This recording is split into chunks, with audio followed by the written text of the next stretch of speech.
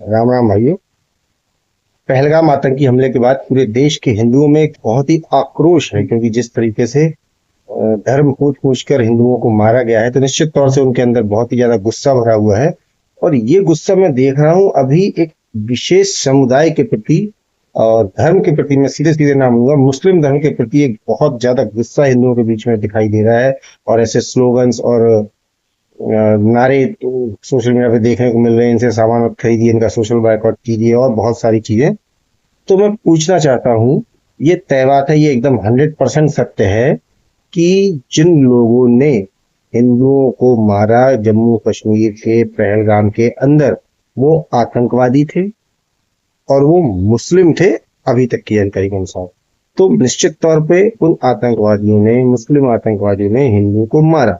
लेकिन क्या इसका ये मतलब है कि भारत देश के अंदर रहने वाला हर मुस्लिम आतंकवादी है? क्या आप उसके लिए पूरे देश में जहर घोलेंगे? ये बहुत समझने की बात है।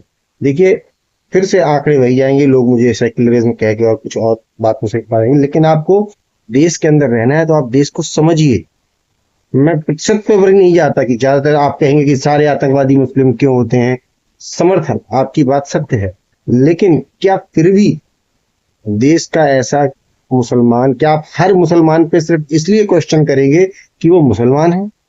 क्या अब्दुल कलाम आजाद, वीर अब्दुल हमीद, हमारे राष्ट्रपति अब्दुल कलाम जो जी थे, और भी कई सारे, बिस्मिल्लाह खां, इन सबको सिर्फ मुस्लिम होने की वजह से आतंकवादी कहेंगे?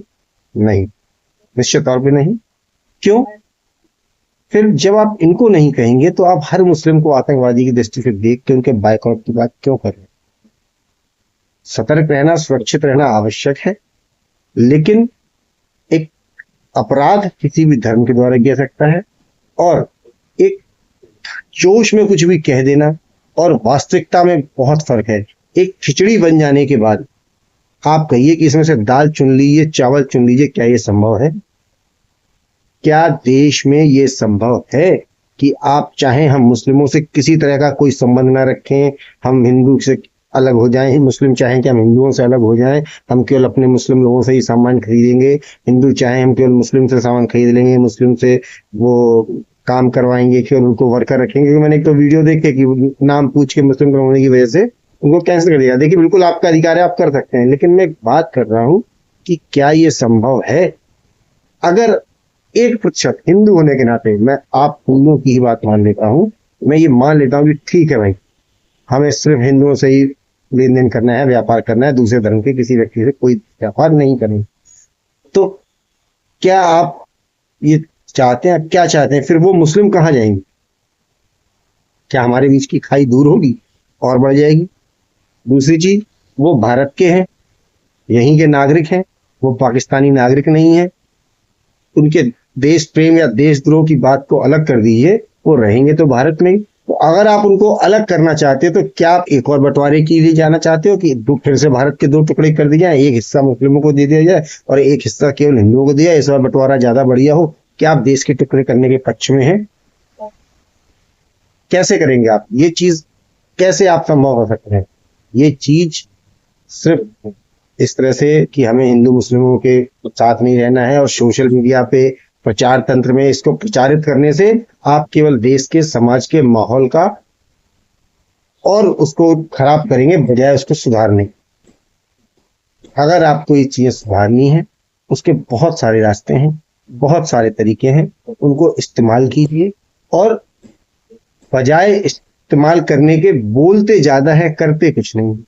ये चीज उलटिए, बोलिए कम, करिए ज्यादा। और देश के माहौल को बचाना है, हिंदू हो या मुस्लिम हो, जो इस देश का है, जो इस मिट्टी का है, सिख हो ईसाई हो, जो इस देश को अपना देश मानता है, जो अपने धर्म, अपने जात से पहले भारत को रखता है, वो हमारे देश का नागरिक है। यही हमारे धर्म में, हमारे वेद में हमें सिखाया गया है कि हिमालय पर्वत से लेकर और कन्याकुमारी तक जो लोग हैं वो सब हिंदू हैं, वो इस देश की संतान है, हिंदुस्तान के ही बच्चे हैं। इसलिए मेरी ये विशेष विनम्र विनती है कि जो चीज संभव नहीं है, हिंदू अभी भी जाग जाए। जो चीज होने लायक है, करने लायक है, वहां तो आप जागते नहीं हो, वहां तो आप चेतते नहीं हो, और जो चीजें ऐसी हैं जो बिना वजह बेसिर पैर की हैं, उधर आप सोशल मीडिया पे हाइप देने में लग जाते हो। तो कृपया करके बड़े सतर्क और सावधानी पूर्वक तरीके से अपने शब्दों का, अपने कार्यों का चयन करें, देश के माहौल को बचाएं और अपने धर्म को, अपने अंदर के संस्कारों को और मजबूत करें, अपने अंदर आत्मविश्वास लाएं, तब जाके आप किसी भी स्थिति से निपटने में सक्षम होंगे। धन्यवाद।